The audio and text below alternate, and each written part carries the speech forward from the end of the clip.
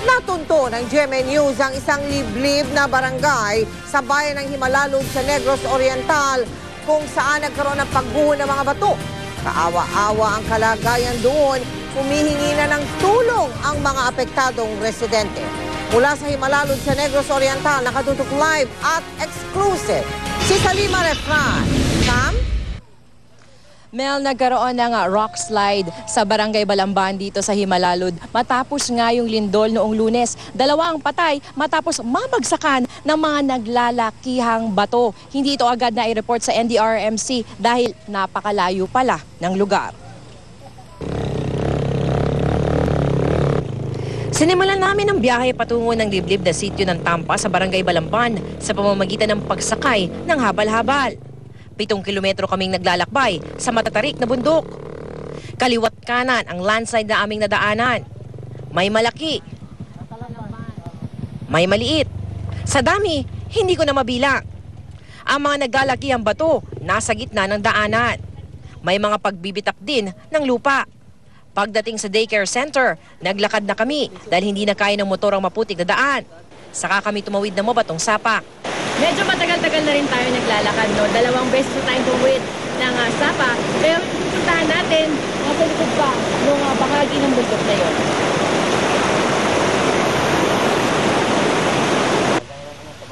Una naming narating ang puntod ni Anastasia, ang isa sa nabagsakan na malalaking bato ng lumindol. Nilagyan lang ito ng krus ng tangkay ng dahon ng nyug. Di kalayuan, nagkalat ang naglalakihang bato.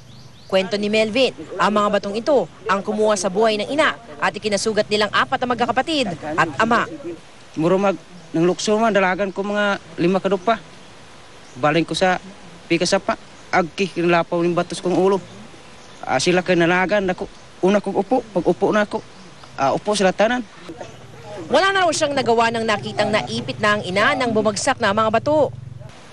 Muna may paimatay ko.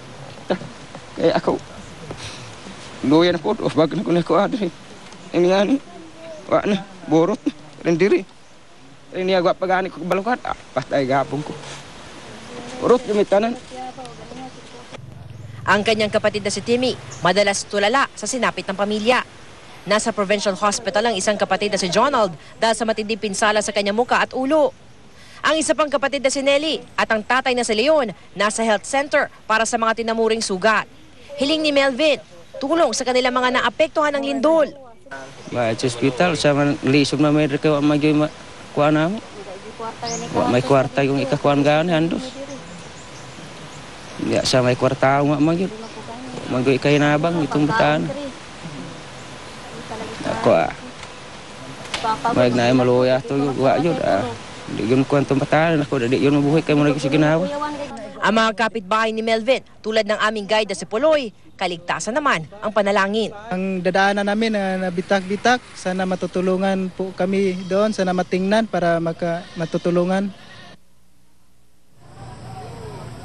Melang isa pang namatay ay kinilalang si Bandang Beto. Hindi na namin napuntahan ang lugar nila dahil medyo malayo na ito. Samantala ang Kapuso Foundation naman namahagi ng 1,200 relief packs ngayong araw. Sa kabuuan, nasa 1,535 na pamilya nang nahatira ng tulong ng Kapuso Foundation mula sa mga lugar ng Tayasan, Ayungon, Himalalud at La Libertad. Sa ngayon, nasa relief operations pa rin ng foundation sa mga liblib at di pa nararating ng mga barangay ng Bangkal, Agutayon at Mahanlud. Bukas, may medical mission naman ng foundation sa tulong na rin ng GMA Cebu sa landslide area sa Barangay Solongon. At yan ang latest mula dito sa Negros Oriental. Mel? Maraming salamat sa iyo, Salima Refran. Magplano, magsiguro, makibalita. I am ready. Alerto sa lindol ng GMA News. Sabay-sabay, nagsagawa ng tinatawag na earthquake drill ang ilang paaralan sa lungsod ng Makati. Mainam na raw na ganyang pagsasanay para handa ang lahat sakaling magkalindol din dito sa Metro Manila. Nakatutok si Ian Cruz. Ang pagtunog ng bell ng Fort Bonifacio High School sa West Rembo, Makati City ang hudyat na kunwari may nagaganap na lindol pasado alas 9 ng umaga kanina.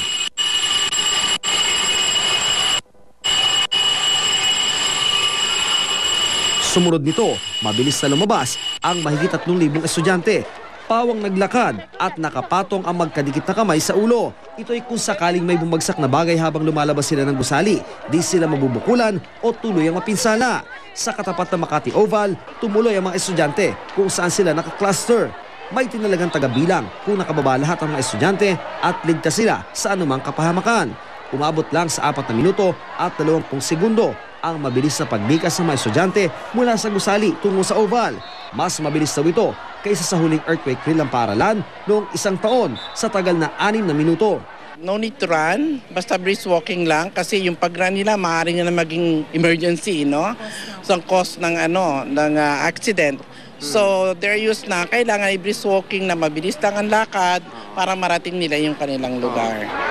Ang earthquake drill, regular na ginagawa sa Makati kahit pa matatag daw ang mga gusali ng mga paaralan. As safe up to more than 8 intensity or 8 magnitude of earthquake because our buildings are built with post tension wherein if the calamity will happen, it will just rock and it will be hard up for them to crumble down.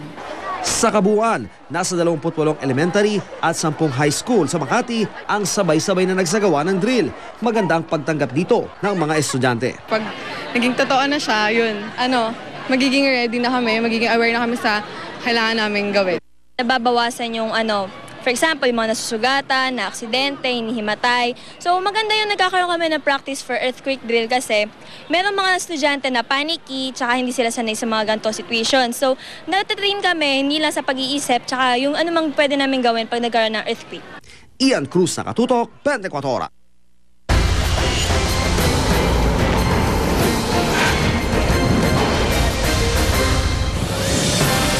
Hinamo ni Pangulong Noynoy Aquino si Chief Justice Renato Corona. Pabuksan niya ang kanyang $1 account kung wala siyang itinatago. Ang buwelta ng depensa, hindi naman daw sa may itinatago ang punong maestrado. Nag-aalala lang daw ito dahil nalalabag na ang bank secrecy law na posibleng makaapekto rin daw sa ibang depositor. Nakatutok si Sandra Aguinaldo. Halatang good mood ang Pangulo Aquino sa pagdalo niya sa paglulunsad ng bagong programa ng Technical Education and Skills Development Authority o TESDA. Panay ang patawa niya hanggang sa umabot pa sa puntong may patama na kay Chief Justice Renato Corona. Sa sipag ninyo sa sakripisyo, gumugulong ang bansa tungo sa kaunlaran. At palagi ko, maasahan pa natin, magbabayad kayo ng tamang buwis at hindi nyo kailangan ng dollar account. Nasisilip kasi ngayon sa impeachment trial ang peso account na sinabi ng prosecution na wala sa SALE ni Corona. Lumabas din na may mga dollar account ito, kaya hamon ng Pangulo. Maganda sana mag-voluntary na yung nasasakdal, walang tinatago. Bakit? Buksan nyo para makita nyo wala akong kasalanan. At sa pagpalabas ng TRO ng Korte Suprema para harangin ang pagbukas sana ng impeachment court sa dollar account ng punong maestrado, sinabi ng Pangulo na baka magkaroon ng impresyon na pwede palang lusutan ang ating batas tungkol sa foreign currency. Merong mabigat na aligasyon, may pagdududa, tapos isasara mo yung paraan para malaman yung katotohanan. Paano po nakatulong yung desisyon na yan sa pag-uusad ng sistema ng katarungan sa ating pong bansa? Pag ikaw magnanakaw, no? Hindi ko sinasabi yung sa nasasaktan, dapat tayo na nagnakaw. Pero kung magnakaw ka, ilagay mo sa isang foreign currency, pwede mo na itago sa pag-iimbestiga. Hindi naman siguro ganon ang layunin ng mga nagsabatas nito batas na to. Ayon naman sa kampo ni Chief Justice Renato Corona, meron niyang dollar account ang Chief Justice. Wala naman daw masama rito dahil may kaya naman ang pamilya ni Corona. Pero sana raw ay hintayin ang kanilang paliwanag bago husgahan ang punong maestrado. Nakakabahala lang yung idea na yung secrecy ng banks ay madaling ma-breach. Nagkaroon ng banking secrecy law, hindi para protektahan ang mga may kasalanan, kundi para protektahan yung mga depositors. Sa ngayon, wala pa raw balak ang mga abogado ni Corona na maghain ng reklamo laban sa paglabas ng mga bank record ni Corona. Muli ring idiniin ng kampo ng Chief Justice na wala itong balak magbitiw sa pwesto. Mas lumakas nga daw ang loob ni Corona sa nakitang pag-apaw ng suporta kahapon. Patuloy naman ang trabaho ng ating mga maestrado sa Supreme Court, kabilang na rin ang ating punong maestrado. No? Katulad kahapon doon sa kanilang special en banc session, ito'y pinangunahan ng punong maestrado at lumabas lamang siya nung ang tinalakay ay yung mga impeachment cases. Yung pagiging emotional naman ng ating punong maestrado, nakita naman natin yun. Ito naman ay dala nung nakita niyang malawak na suporta. Hindi lamang para sa kanya, kung hindi para sa ating Korte Suprema. Sa Miyerkules, posible na raw magdesisyon ang ANBank sa mosyon na ipatigil ang impeachment trial. Sandra Aguinaldo, Nakatutok, 24 Oras.